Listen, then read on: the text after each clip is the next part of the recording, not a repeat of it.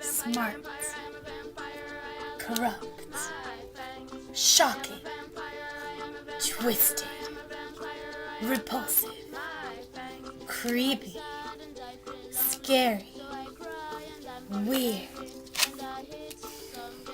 mysterious, murderous, vampire, John George Haigh.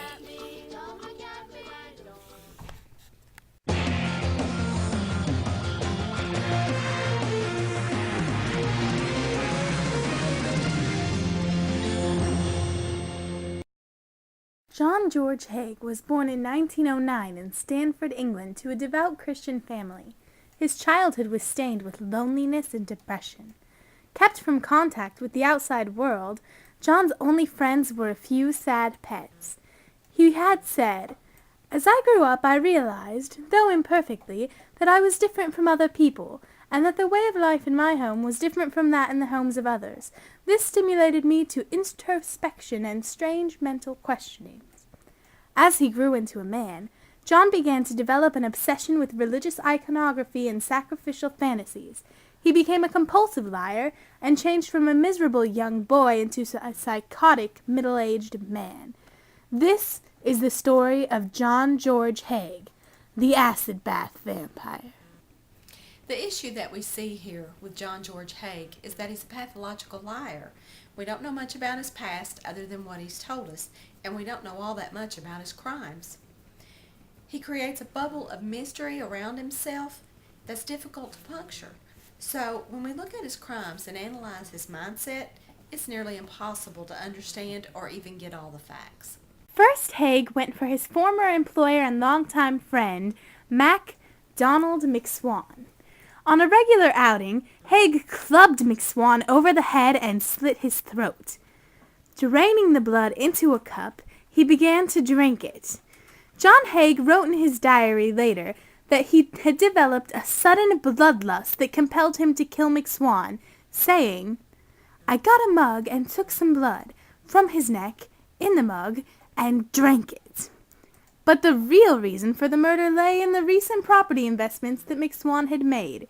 After his snack, Haigh dropped the body into a 45-gallon barrel and filled it with sulfuric acid to dissolve the body.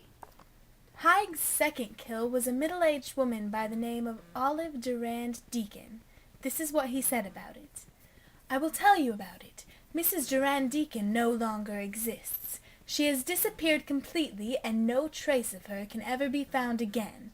I have destroyed her with acid.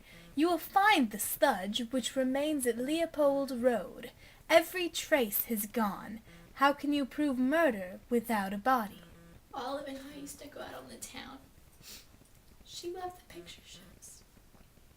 When I first heard the news of her death, I was shocked.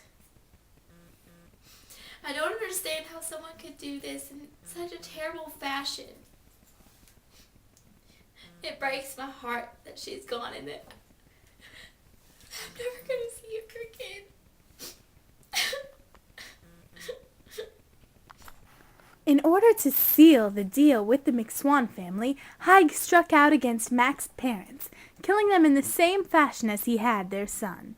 He hoped that after this murder he would be able to take control of their money and investments. And he did, making over €6,000 from the McSwan family. Haigh's trial began on July 18th, 1949. His famous lawyer, Sir Maxwell Fyfe, was a great surprise to him. He was heard saying, "I'm very glad to see we have got old Maxie. He is no fool. It's a long story. It's one of blackmail, and I shall have to implicate many others." After being found guilty, Haigh was asked if there was anything that he had to say for himself. He answered, "Nothing at all." As Haigh was led to his death by the famous Albert Pierrepoint, he told the story of a dream he once had.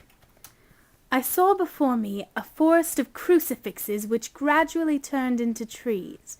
At first there appeared to be dew or rain dripping from the branches, but as I approached, I realized it was blood. A man went to each tree catching the blood. When the cup was full, he approached me. "Drink," he said, but I was unable to move.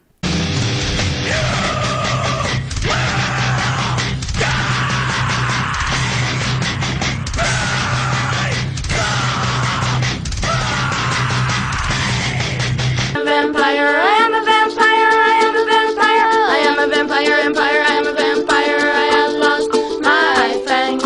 I am a vampire, I am a vampire, I am a vampire, I have lost my fangs. So I'm sad and I feel lonely, so I cry and I'm very angry, and I hit some garlic, so I'm no more satanic. Yeah, I am a vampire and I'm looking in the city, but the pretty girls don't look at me. Someone could do this in...